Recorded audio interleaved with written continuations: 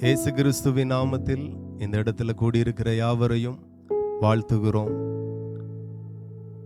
உங்கள் துக்கம் சந்தோஷமாய் மாறும் என்று ஆண்டவர் வேதத்தில் சொல்லியிருக்கிறார். அந்த வார்த்தை விசுவாசத்தோடு உங்களை பார்த்து சொல்லுகிறேன். என்ன துக்கத்தோடு இந்த இடத்தில் நிற்கிறீர்களோ, உங்கள் துக்கங்கள் இயேசுவின் நாமத்தில் மாறுவதாக. நீ விசுவாசித்தால் தேவனுடைய மகிமையை காண்பாய் என்று ஆண்டவர் வேதத்தில் எழுதியிருக்கிறார். எவ்வளவு பெரிய துக்கமாக இருந்தாலும் துக்கங்களை உங்களை விட்டு மாற்ற கர்த்தர் வல்லவராயிருக்கிறார். நீங்க நம்புங்க. இன்றைக்கு நான் நிற்கிற இந்த சூழ்நிலைகளை இயேசுவால மாற்ற முடியும் என்று விசுவாசித்தீர்களானால் நிச்சயமா உங்களை விட்டு அந்த துக்கங்கள் மாறும். ஆண்டவருக்கு மகிமை உண்டாகட்டும். வேதத்தில் இருந்து ஒரு 10 நிமிடங்கள் உங்களோடு நான் கர்த்தருடைய வார்த்தையை பேசுகிறேன். ஆங்காங்கே நிற்கிற சகோதரர்கள் இந்த வார்த்தைக்கு ஒரு 10 நிமிடம் செவி கொடுப்பீர்கள் ஆனால் நிச்சயமாய் உங்க வாழ்க்கைக்கு இது பிரயோஜனமாய் இருக்கும், ஆசீர்வாதமாய் இருக்கும். இவ்வளவு அழகான பூமியை ஆண்டவர் படைத்து இதுல மனுஷனாய் கர்த்தர் நம்மை வைத்திருக்கிறார். ஆண்டவருக்கே மகிமை உண்டாகட்டும். அப்படியே இந்த அழகான பூமியில் ஒவ்வொருவருடைய விருப்பத்தின்படி வாழுகிறார்கள்.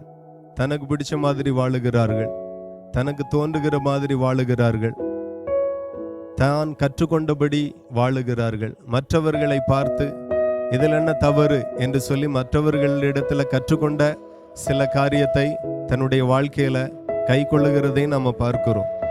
ஆனால் வானத்தையும் பூமியும் படைத்த தேவன் என்ன விரும்புகிறார், அவருடைய சித்தம் என்ன என்கிறதை நீங்க கவனித்து அதன்படி நீங்க வாழ்வீர்கள். ஆனால் நிச்சயமா வாழ்க்கையில அநேக ஆசீர்வாதங்களை நீங்களும் உங்கள் குடும்பமும் நிச்சயமாய் பெற்றுக்கொள்ளும். அப்படியே வேதத்திலிருந்து ஒரு காரியத்தை நான் உங்களுக்கு சொல்ல ஆசைப்படுகிறேன். நிறைய நன்மை செய்துவிட்டு கொஞ்சம் பாவம் செய்தால் என்ன நடக்கும் என்கிற தலைப்பையே நான் உங்களுக்கு பேச விரும்புகிறேன். இந்த பூமியில நிறைய பேர் அப்படிதான். நிறைய பாவம் செய்வாங்க, கொஞ்சமா நன்மை செய்வாங்க. அதாவது உதாரணத்துக்கு 1 கோடி ரூபாய் கொள்ளையடிச்சோ, வஞ்சித்தோ, அபகரித்தோ, திருடியோ, லஞ்சம் வாங்கியோ சம்பாதிச்சுட்டு 1 லட்சம் ரூபா ஏதாவது கிறிஸ்மஸோ, ஏதாவது நல்ல நாளோ, ஏதாவது ஹோம்ல அன்னதானம், அநாத ஆசிரமங்களுக்கு அன்னதானம், முதியோர் இல்லங்களுக்கு அன்னதானம், இப்படி பல லட்சங்களை அபகரித்துட்டு பல லட்சங்களை கொள்ளையடித்துட்டு இப்போ கொஞ்சம் பணத்தை ஏழைகளுக்கு, தான தர்மங்களுக்கு செலவழிக்கிற கூட்டம் இருக்கிறது.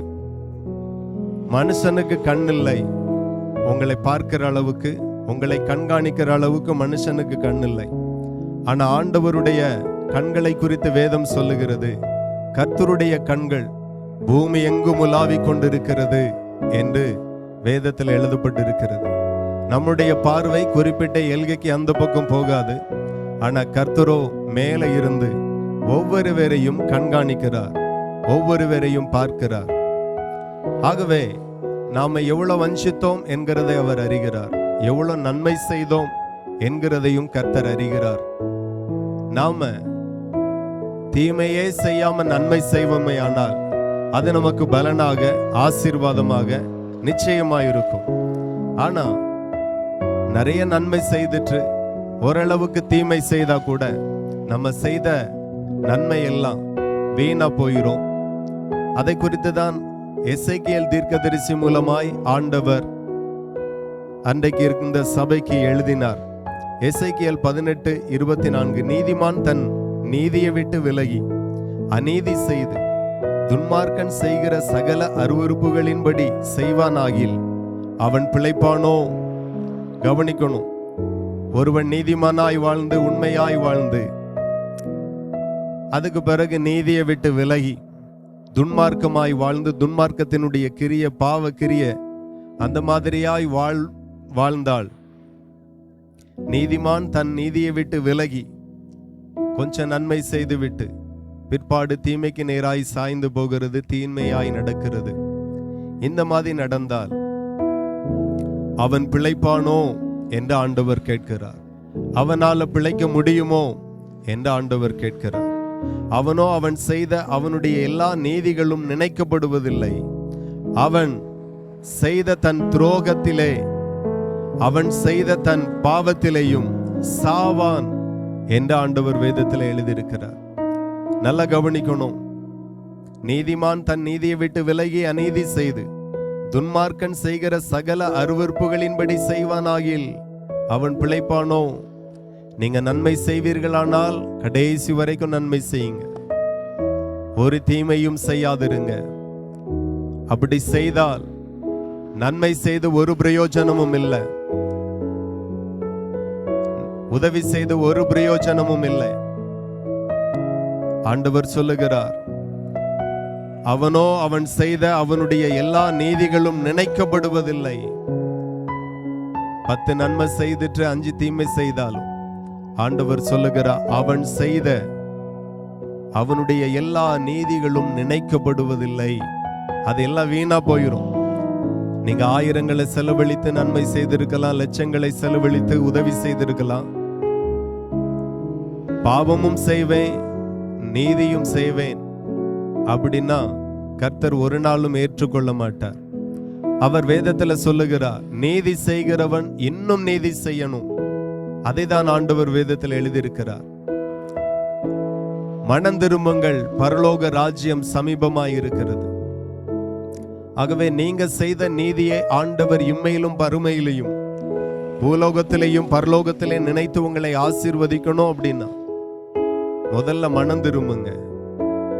செய்கிற எல்லா பாவத்தில இருந்து நான் மனம் திரும்புகிறேன், என் பாவத்தை விட்டு விலகுகிறேன், ஆண்டவருக்கு பிரியமாய் நான் பரிசுத்தமாய் வாழுகிறேன் என்று மனம் திரும்பி கொஞ்சம் நன்மை செய்தாலும், திராணிக்கு தக்க உதவி செய்தாலும், திராணிக்கு தக்க நன்மை செய்தாலும் அந்த நன்மையை தேவன் நினைத்தருளுவார். இந்த பூமியில வானத்தையும் பூமியும் படைத்த இஸ்ரவேலின் தேவனாகிய கர்த்தரை குறித்து வேதம் சொல்லுகிறது. அவர் எப்படிப்பட்டவர் என்றால், அவர் சொல்லுகிறார், நான் பரிசுத்தர், அவர் பரிசுத்தராயிருக்கிறார், ஆகையால் நீங்களும் பரிசுத்தமாய் இருங்கள் என்று வேதத்தில் எழுதியிருக்கிறார். வானத்தையும் பூமியும் படைத்த தேவன் என்ன விரும்புகிறார் என்கிறத நீங்க கவனிக்கணும். அவர் பரிசுத்தத்தை விரும்புகிறார், நீதியை விரும்புகிறார், தயவை விரும்புகிறார், அன்பை விரும்புகிறார். அன்பாயிருங்கள் என்று ஆண்டவர் வேதத்தில் எழுதியிருக்கிறார். சோ இப்படியெல்லாம் நம்ம வாழுவோமே ஆனால் வானத்தையும் பூமியும் படைத்த தேவன் நிச்சயமாய் உங்களையும் உங்கள் குடும்பத்தையும் அபரிதமாய் ஆசீர்வதிப்பார். ஆனா அவருக்கு பிரியமில்லாம நாம தீமையே செய்து, பாவமே செய்து, வேசித்தனமே விபச்சாரமே செய்து வாழுவோமே ஆனால் நிச்சயமா இந்த பூமியில எந்த நன்மையும் அறுவடை செய்ய முடியாது. மிகுதியாய் விதைப்போம், கொஞ்சமாய் அறுப்போம். மிகுதியாய் பிரயாசப்படுவோம், பலன் ஒன்றுமே இருக்காது, மீதம் ஒன்றுமே இருக்காது. ஆகையினால இந்த இடத்துல நிற்கிற உங்களுக்கு கர்த்தருடைய வார்த்தை சொல்லுகிறேன். இந்த வானத்தையும் பூமியும் படைத்த தேவன் பரிசுத்தத்தை விரும்புகிறார், அன்பை விரும்புகிறார், நீதியை விரும்புகிறார், தயவை விரும்புகிறார், இரக்கத்தை விரும்புகிறார். ஆகவே இவைகளிலே நீங்கள் நிலைத்திருங்க, இவைகளிலே நிலைத்திருந்து வாழுங்க. நிச்சயமா நீங்களும் உங்க தலைமுறைகளும் ஆசீர்வாதமாய் இருக்கும். நீங்கள் ஆசீர்வாதமாய் இருப்பீர்கள். ஆசீர்வாதம் இந்த பூமியில நம்ம அறிவுல, நம்ம படிப்புல, நம்ம பலத்துல, நம்ம தாய் தகப்பனுடைய சொத்துல ஆசீர்வாதமா இருக்க முடியாது. அதெல்லாம் நமக்கு ஆசீர்வாதமாய் மாறணும் அப்படின்னா தேவனுக்கு பயப்படணும், கர்த்தருக்கு பயந்து வாழணும். அப்படி வாழ்ந்தால் நிச்சயமாய் தேவன் நம்மை ஆசீர்வதிக்கிறவராய் இருக்கிறார். ஆகையினால வானத்தையும் பூமியும் படைத்த தேவனுக்கு நீதியை பிடிக்கும், உண்மையை பிடிக்கும், உத்தமம் பிடிக்கும், அன்பு பிடிக்கும், தயவு பிடிக்கும், பரிசுத்தமாய் வாழுகிற வாழ்க்கை அவருக்கு பிடிக்கும். இப்படியெல்லாம் வாழுவீர்கள் ஆனால் நீங்கள் ஆசீர்வதிக்கப்படுவீர்கள். இந்த வார்த்தையெல்லாம் எனக்கு தெரியாம எப்படி எல்லாம வாழ்ந்துட்டேன். அதனால என் குடும்பத்துல சாபம், என் பிள்ளைகள் மேல சாபம், நிம்மதி இல்லை, சந்தோஷம் இல்லை, வியாதி. ஒரு மனுஷன் பாவம் செய்வான், ஆனால் அந்த பாவத்தினுடைய பலன் அவன் மேல, அவன் குடும்பத்தின் மேல சாபமாய் வருகிறது, சாபமாய் வரும். பாவம் சாதாரணது கிடையாது. பாவம் செய்யும் போது ஒருவேளை ஜாலியா இருக்கலாம், சந்தோஷமா இருக்கலாம், நினைச்சதை சாதிச்சிட்டேன் என்கிற ஒரு நிறைவு உங்களுக்குள்ளா இருக்கலாம். ஆனா அதனுடைய பலன், அதிபயங்கரமாயிருக்கும். அதனுடைய விளைவு பயங்கர மோசமாயிருக்கும். ஆகையினாலதான் நிறைய பேருடைய வாழ்க்கையில சாபம் வேலை செய்கிறது, சாபம் கிரியை செய்கிறது. சாபம் எப்படி கிரியை செய்கிறது? இளம் வயதின் மரணத்தை கொண்டு வருகிறது. வாழ வயதுல சாகிறார்கள், இளம் வயதுல சாகிறார்கள், வாலிப வயதுல மரணம் வருகிறது. சிலருக்கு குழந்தை பாக்கியம் இல்லை, சிலருக்கு வியாதி. இப்படி பல கோணங்களில சாபம் அநேக குடும்பத்துல வேலை செய்கிறது. அப்போ நான் செய்த பாவத்திற்கு தீர்வுதான் என்ன அப்படின்னா, உங்களுடைய பாவத்தை மன்னிக்கிற ஒரே ஒரு தேவன் உண்டு. அவர்தான் இயேசு கிறிஸ்து. அவர்தான் இயேசு கிறிஸ்து. அவரை குறித்து வேதம் சொல்லுகிறது, அவர் மெய்யான தேவன். ஒரு மனுஷனுடைய பாவத்தை மன்னிக்க வல்லமை உடையவர் இயேசு கிறிஸ்துவாய் இருக்கிறார். விட முடியாத பாவத்தை உங்களை விட்டு, உங்களை அந்த பாவத்திலிருந்து விடுவிக்க அவர் வல்லவராய் இருக்கிறார். பெரும்பாலும் நிறைய பேர் பாவம் செய்வார்கள். அந்த பாவம் செய்கிற ஒவ்வொரு பேரும் திரும்ப இதை செய்யக்கூடாது என்று சொல்லி தான் நினைக்கிறாங்க. மறுபடியும் இந்த பாவத்திற்குள்ள போகக்கூடாது என்று தான் நினைக்கிறார்கள். ஆனா அவர்களால முடிகிறது இல்லை. ஆண்டவருடைய வசனம் சொல்லுகிறது, குமாரன் விடுதலை ஆக்கினால் மெய்யாகவே விடுதலை ஆவீர்கள் என்று. அப்ப விடுதலை, பாவத்திலிருந்து விடுதலை இயேசு தான் கொடுக்கணும். இயேசுவால ஒரு பாவியை விடுவிக்க முடியும். பாவிகளையே ரட்சிக்க வந்தேன் என்று இயேசு சொல்லுகிறார். விட முடியாத எந்த பாவமாய் இருந்தாலும் ஒரு முறை இயேசுவே, இந்த பாவத்திலிருந்து என்னால வெளியே வர முடியல, இத விடுமுடி, எனக்கு பலனை தாருங்க, அறிவை தாருங்கன்னு கேட்டு பாருங்க. நிச்சயம் இந்த பாவத்திலிருந்து மன்னிப்பை மாத்திரமல்ல, விடுதலையும் அவர் உங்களுக்கு தர வல்லவராய் இருக்கிறார். இயேசு கிறிஸ்து கல்வாரி சிலுவையில் அடிக்கப்பட்டு இரத்தத்தை சிந்தி ஜீவனை கொடுத்தது எதற்காக என்றால், வேதத்துல சொல்லியிருக்கிறது, உலகத்தின் பாவத்தை சுமந்து தீர்க்கிற தேவ ஆட்டுக்குட்டி இயேசு என்று சொல்லப்பட்டிருக்கிறது. உலகத்தின் பாவத்தை சுமந்து தீர்க்கிறதற்காக தான் கல்வாரி சிலுவையில் அடிக்கப்பட்டு ஜீவனை இயேசு கிறிஸ்து கொடுத்தார். அவரால் ஒரு மனுஷனுடைய பாவத்தை மன்னித்து அவனுக்கு புது வாழ்வு, மறுவாழ்வு கொடுக்க முடியும். உங்களுடைய பாவத்தை மன்னிக்க இயேசு வல்லவராய் இருக்கிறார். அவரிடத்துல போய் பாவத்தை அறிக்கை பண்ணுங்க.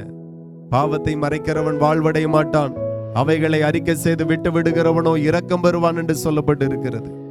நிச்சயமா கர்த்தர் உங்களுக்கு இறங்கணும் அப்படின்னா பாவத்தை விட்டு விடுங்க, பாவத்தை விட்டு விலகுங்க. நிச்சயம் உங்களுக்கு விடுதலை உண்டாகும், ஆசீர்வாதம் உண்டாகும். கர்த்தர் உங்களை நேசிக்கிறார். இவ்வளவு நேரம் இந்த வார்த்தையை கவனமாய் கேட்டு உங்களை பரலோகத்தின் ஆண்டவர் நிச்சயமாய் ஆசீர்வதிப்பார். இந்த வார்த்தையை உங்கள் மத்தியில சொல்லதான் ஆண்டவர் எங்களை அனுப்பியிருக்கிறார்.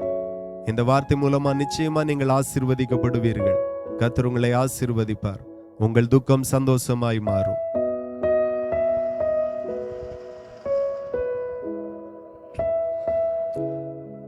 இயேசு கிறிஸ்துவின் அன்பு என்றும் மாறாதது.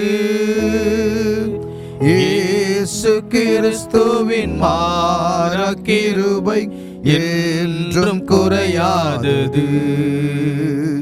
இயேசு கிறிஸ்துவின் மாறா கிருபை என்றும் குறையாதது. பாவி என்றுன்னை அவர் தள்ளவே மாட்டார், அவளாய் உன்னை இயேசு அழைக்கிறாரே. பாவி என்றுன்னை அவர் தள்ளவே மாட்டார், அவளாய் உன்னை இயேசு அழைக்கிறாரே.